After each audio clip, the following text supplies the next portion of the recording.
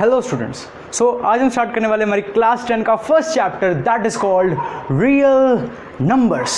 सो इस चैप्टर के अंदर हम बहुत सारी चीज़ें पढ़ेंगे, बट इस वीडियो के अंदर हम पढ़ेंगे इंट्रोडक्शन कि आखिर रियल नंबर होते क्या हैं। सेकंड, हम पढ़ेंगे यूक्लिड्स डिवीजन लेमा, फिर हम पढ़ेंगे यूक्लिड डिवीजन एल्गोरिथम, और साथ में हम पढ़ेंगे finding HCF from Euclid division algorithm. So let's start. What are real numbers? So यार, रियल नंबर्स का मतलब क्या है? आप लोगों ने 9th क्लास में पढ़ रखा है कि real number is a set of rational and irrational numbers. What? Rational and irrational numbers. Real number क्या है? रैशनल और इरैशनल नंबर का एक सेट है। क्या है? सेट। सो रैशनल नंबर क्या होता है और इरैशनल नंबर क्या होता है? आप मुझसे ये पूछोगे कि सर रैशनल नंबर होते क्या हैं? सो हमने 9th क्लास के अंदर पढ़ रखा है ये चीज़, रैशनल नंबर। फिर दोबारा पढ़ेंगे that rational number is a number जिसको हम P/Q फॉर्म में लिख सकते हैं, जिसमें P एंड Q क्या होंगे? Integers. Integers and Q is not equal to 0। ठीक है, अब इसका मतलब क्या है? P/Q फॉर्म का मतलब है किसी हम दो नंबर को फ्रैक्शन की फॉर्म में लिखते हैं। लेट अस सपोज कि मैं लिख दूं 2/5। ठीक है, तो मैंने इसको फ्रैक्शन की फॉर्म में लिख दिया। दैट मीन्स मैं इसको P मान सकता हूँ, मान सकता हूँ। इसको Q मान सकता हूँ, मान सकता हूँ। P/Q फॉर्म, फ्रैक्शन की कोई भी फॉर्म। अब यार बात करते हैं कि इंटीजर्स क्या होता है। इंटीजर्स दुनिया का कोई भी नंबर इस दुनिया का इंटीजर है। बस फर्क इतना है कि कई बार क्या होता है, -2 बोल देते हैं, -3, -5, -10, एनीथिंग, या बोल देते 3, 4, 5, 6, 7, और एक और इंटीजर 0। फर्क इतना है कि ये नंबर जो है इनके सामने माइनस का साइन है, that's why they are negative integer. What are they? They are negative integer. और इनके सामने कोई साइन नहीं है, और जिस सामने कोई साइन नहीं होता वो होता है पॉजिटिव, यानी कि इसको आप बोलोगे पॉजिटिव इंटीजर। अब आप कहोगे कि सर पॉजिटिव इंटीजर हो गया, नेगेटिव इंटीजर हो गया, लेकिन 0 ना तो नेगेटिव साइन लग सकता है इसके अंदर, ना पॉजिटिव। तो ये क्या है?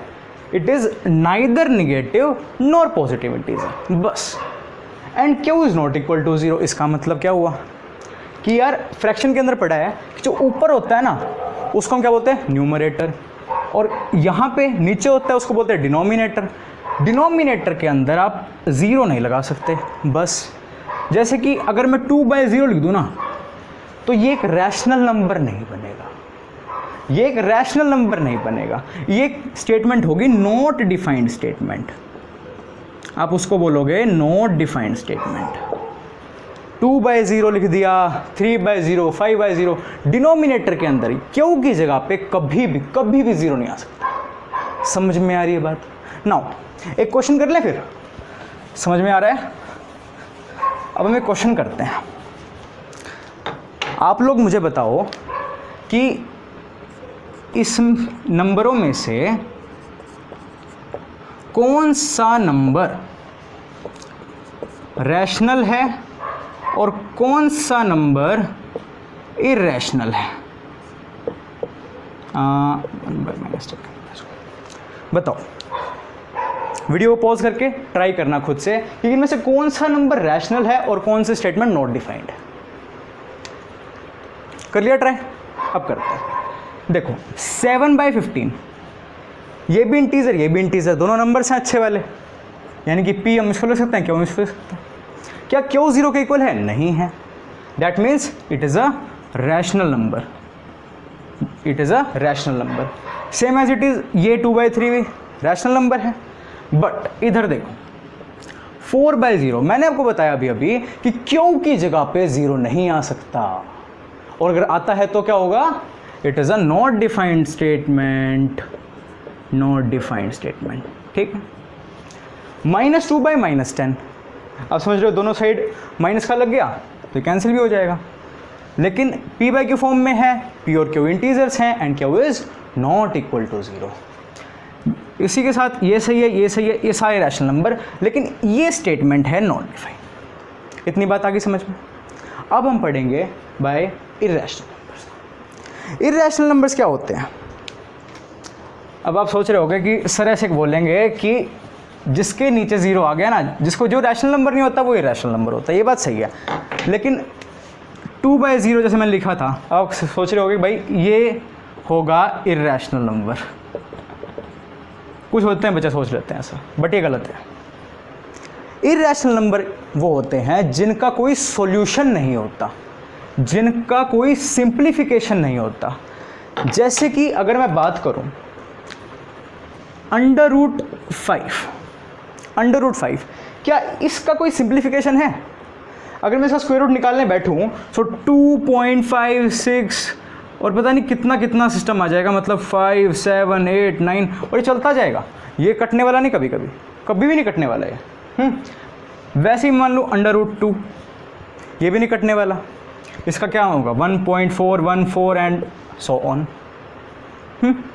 लेकिन एक चीज़ है, हम बात करेंगे पाई की।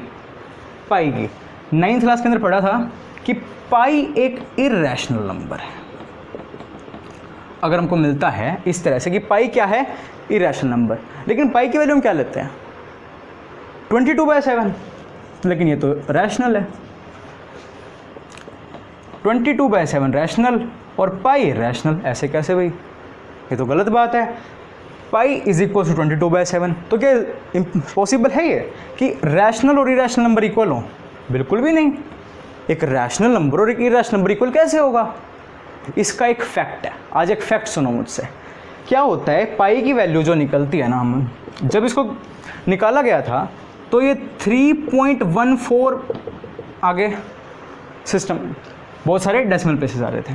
अब 22/7 के अंदर क्या होता है, इसका सॉल्यूशन करोगे ना, ये हो जाता है 3.14 एंड सो ऑन। लेकिन दोनों के अंदर फ़र्क क्या है? इनकी स्टार्टिंग की तो डिजिट सेम है, लेकिन इसके आगे इसकी कुछ और डिजिट्स हैं, इसकी कुछ और डिजिट्स हैं। दैट इज़ वाई ये टर्मिनेट नहीं हो रहा, ये आगे जाके कहीं हो जाता है। सो रैशनल नंबर ये इसीलिए ही है क्योंकि आगे जाके हम इसको पी बाई के फॉर्म में लिख सकते हैं, बट पाई को नहीं लिख सकते। और ये इक्वल क्यों होते हैं? क्योंकि 3.14 और 3.14 स्टार्टिंग में दोनों के आ जाता है, राइट। सो इर्रेशनल नंबर क्या होते हैं आपको समझ में आ गया? जिसकी कोई सिंप्लीफिकेशन नहीं है, जिनको हम पी बाई के फॉर्म में नहीं लिख सकते। अब इस पे बात पे क्वेश्चन कर लेंगे। एक क्वेश्चन देता हूँ, ये बताओ इनमें से कौन सा नंबर इर्रेशनल होगा और कौन सा नंबर हमारा रैशनल होगा? बताओ मेरे को। देखो √2 अभी बताया था, इसकी सिंप्लीफिकेशन नहीं है। 1.414 एंड सो ऑन कभी पी बाई के फॉर्म में लिखवाएंगे। √6 इसकी भी कोई सिंप्लीफिकेशन नहीं है। 2 × 3 कुछ बार नहीं आ रहा।